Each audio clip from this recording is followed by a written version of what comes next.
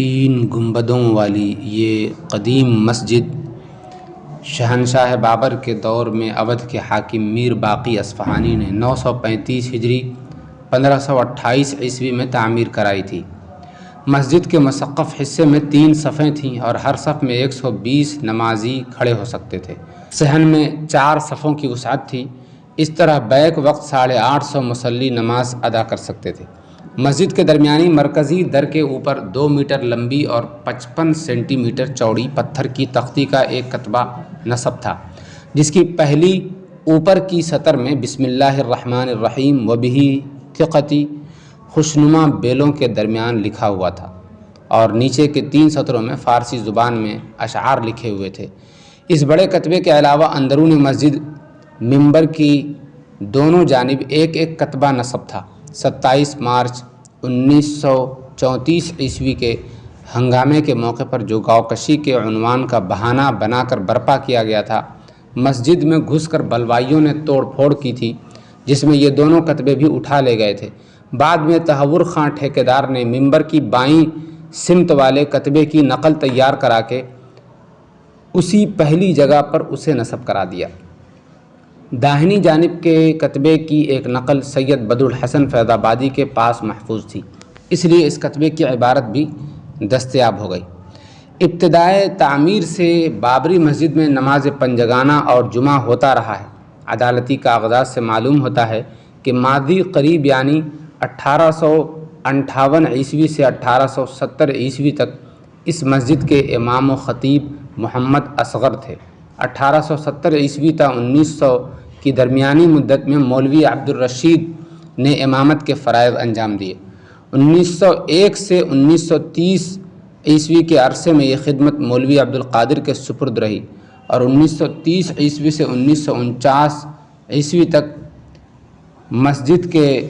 قرق ہونے کی تاریخ تک مولوی عبدالغفار کی اقتداء میں مسلمان اس مسجد میں نماز 5 وقتہ اور جمعہ ادا کرتے تھے۔ بابری مسجد کے مصارف کے واسطے عہد مغلیہ میں مبلغ 60 روپے سالانہ شاہی خزانے سے ملتے تھے۔ نوابان اودھ کے دور میں یہ رقم بڑھا کر 302 روپے 3 آنا 6 پائی کر دی گئی تھی۔ برطانوی اقتدار میں بھی یہ رقم بحال رہی۔ پھر بندوبست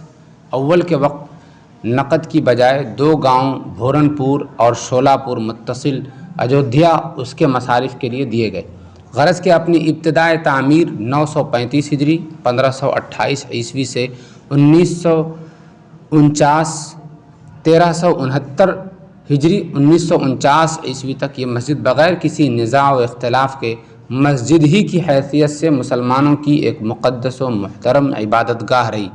اور مسلمان امن و سکون کے ساتھ اس میں اپنی مذہبی عبادات ادا کرتے تھے۔ مستند تاریخوں سے پتہ چلتا ہے کہ بابری مسجد کی تعمیر سے صدیوں پہلے مسلمان اجودھیا میں آباد تھے، اور یہاں کے ہندو مسلم پوری یکجہتی اور یگانگت کے ساتھ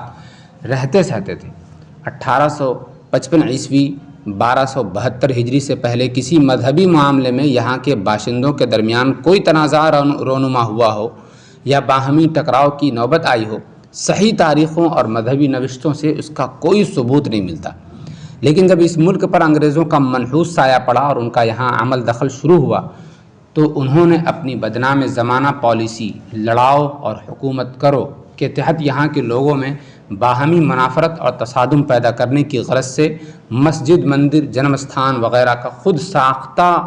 معاملہ، خود ساختہ مقدمہ یا خود ساختہ قضیہ جو بھی کہہ لیں، خود ساختہ قضیہ انہوں نے چھیڑا، جس کے نتیجے میں 1855 عیسوی 1272 ہجری میں اجودھیا کے اندر زبردست خون ریزی ہوئی، جس کی تفصیل اجودھیا کے اسلامی آثار ایک کتاب ہے، اس میں ملاحظہ کی جا سکتی ہے۔ اسی وقت سے اختلاف کی خلیج وسیع سے وسیع تر ہوتی گئی، اور نوبت یہاں تک پہنچ گئی کہ شاطر انگریزوں نے سب سے پہلے جنم استھان اور سیتا کی رسوئی کا افسانہ ترتیب دیا، اور ایک بدھسٹ نجومی کو پہلے سے سکھا پڑھا کر ان دونوں مقامات کی جگہ معلوم کی۔ اس نے طے شدہ سازش کے مطابق ذائچہ کھینچ کر بتا دیا کہ جنم استھان اور سیتا کی رسوئی بابری مسجد سے متصل پھر اپنے زیر اثر ہندوؤں کو اکسایا کہ ان دونوں پوتر استھانوں کو حاصل کرنے کی کوشش کریں۔ نقی علی خان جو نواب واجد علی کا خسر اور وزیر تھا، انگریزوں کی اس سازش میں ان کا مؤید اور طرفدار تھا۔ ناعاقبت اندیش نواب کو اس بات پر راضی کر لیا کہ بابری مسجد سے باہر مگر اس کے احاطے کے اندر جنم استھان اور سیتا رسوئی کے لیے جگہ دے دی جائے۔ چنانچہ مسجد کے مسقف حصے کے بالمقابل احاطۂ مسجد کی دیوار سے متصل داہنی سمت سیتا رسوئی کے لیے اور صحن مسجد سے باہر بائیں پورب کی جانب جنم استھان کے نام سے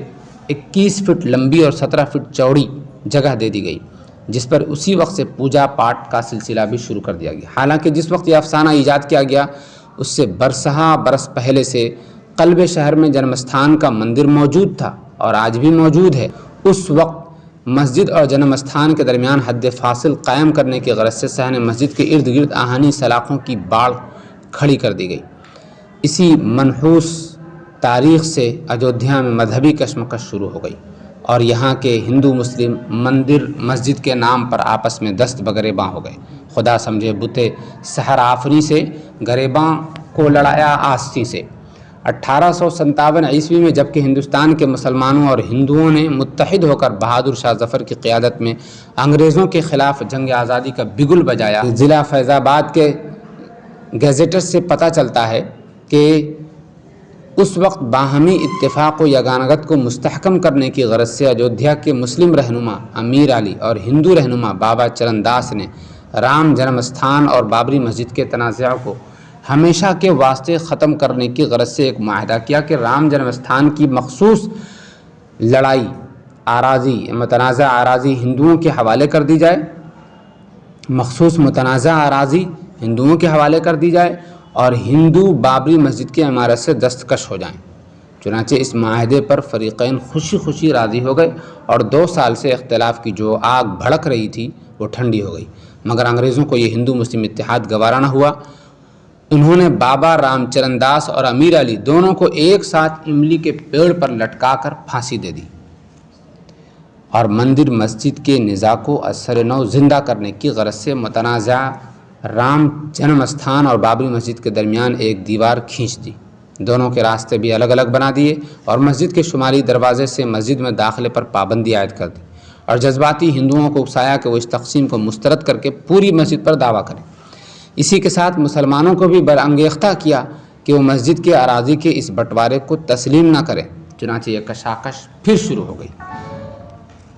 1950 عیسوی میں جبکہ ملک فرقہ وارانہ تشدد کی آگ میں جل رہا تھا اور پورے ہندوستان میں افراتفری مچی ہوئی تھی، 22-23 دسمبر 1949 عیسوی کے درمیانی رات میں ہنومان گڑھی کے مہنت ابھے رام داس نے اپنے کچھ چیلوں کے ساتھ مسجد میں گھس کر عین محراب کے اندر ایک مورتی رکھ دی، جس کے خلاف اس وقت ڈیوٹی پر مقرر کانسٹیبل ماتو پرشاد نے صبح کو تھانے میں حسب ذیل رپورٹ درج کرائی۔ ابھے رام داس، سدرشن داس اور 50-60 نامعلوم لوگوں نے مسجد کے اندر مورتی استھاپت کر کے مسجد کو ناپاک کر دیا ہے، جس سے نقص امن کا خطرہ پیدا ہو گیا ہے۔ اس رپورٹ کو بنیاد بنا کر فیض آباد کے سٹی مجسٹریٹ نے دفعہ 145 کے تحت مسجد اور اس سے ملحق گنج شہیداں کو قرق کر کے مقفل کر دیا اور پریا دت رام چیئرمین کو اس کی حفاظت کے لیے ریسیور مقرر کر دیا۔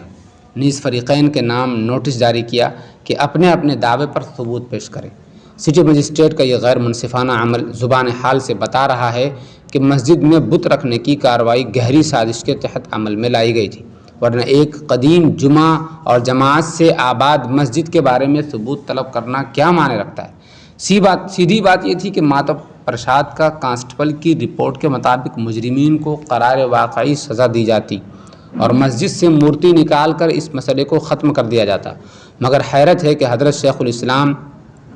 مولانا حسین احمد مدنی رحمۃ اللہ علیہ اور مولانا ابوالکلام آزاد رحمۃ اللہ علیہ اور مولانا حفظ الرحمن سیوہاروی رحمۃ اللہ علیہ نے پنڈت جواہر لال نہرو کو اس سنگین معاملے پر توجہ دلائی اور انہوں نے یو پی کے وزیر اعلیٰ گووند بلبھ پنت کو لکھا کہ اس مسئلے کو فی الفور حل کریں۔ پھر بھی اس سلسلے میں کوئی مثبت کارروائی نہیں کی گئی اور مذہبی جانبداری و اقتدار سیکولرزم اور قانون و انصاف پر غالب رہا۔ گویا ملک کی جنگ آزادی میں مسلمانوں کی قربانیوں کا اولین صلہ آزاد ہونے کے بعد یہ دیا گیا کہ ان کی قدیم متبرک عبادت گاہ میں مورتیاں رکھ دی گئیں اور اس کے ممبر و محراب جو اب تک رکوع و سجود سے آباد تھے بند کر